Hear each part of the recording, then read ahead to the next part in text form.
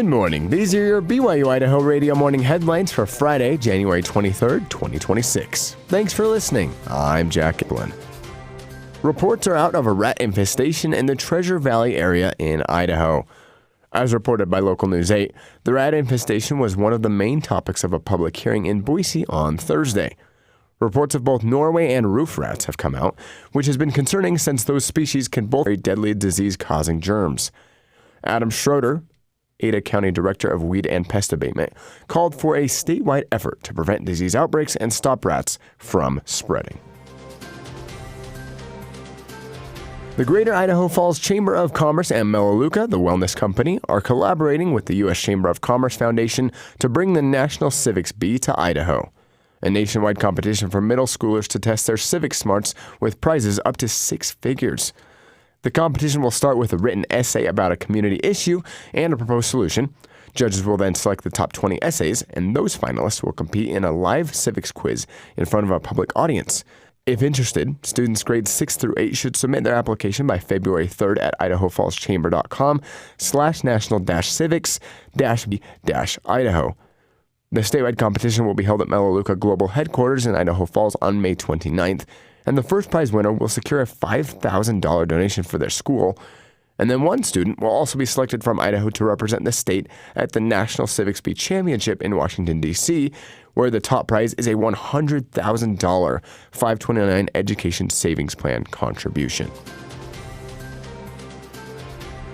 The Idaho State women picked up a huge win Thursday night in Pocatello against conference opponent Montana State. The Bengals came into the game against the Bobcats as a definite underdog, and Montana State had won 8 of the last 10 meetings versus Idaho State, along with 26 of their last 27 Big Sky Conference games dating back to last season. The Bengals, however, didn't let this scare them. The Bobcats took a 6-point lead early in the first quarter, but after only leading for a grand total of 6.5 minutes, the Bengals took over the lead and never let up. They led by as many as 22 points, and Idaho State dominated in virtually every facet of the game, and the crowd brought the energy and electricity all night long.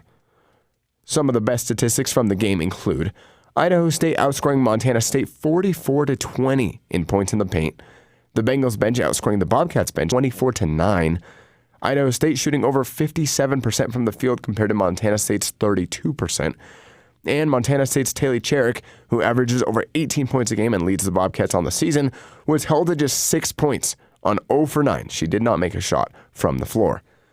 With the win, the Bengals improved to 12-6 on the year, and they next host the Montana Grizzlies on Saturday at 2 p.m. in Pocatello, looking for 13th win of the season.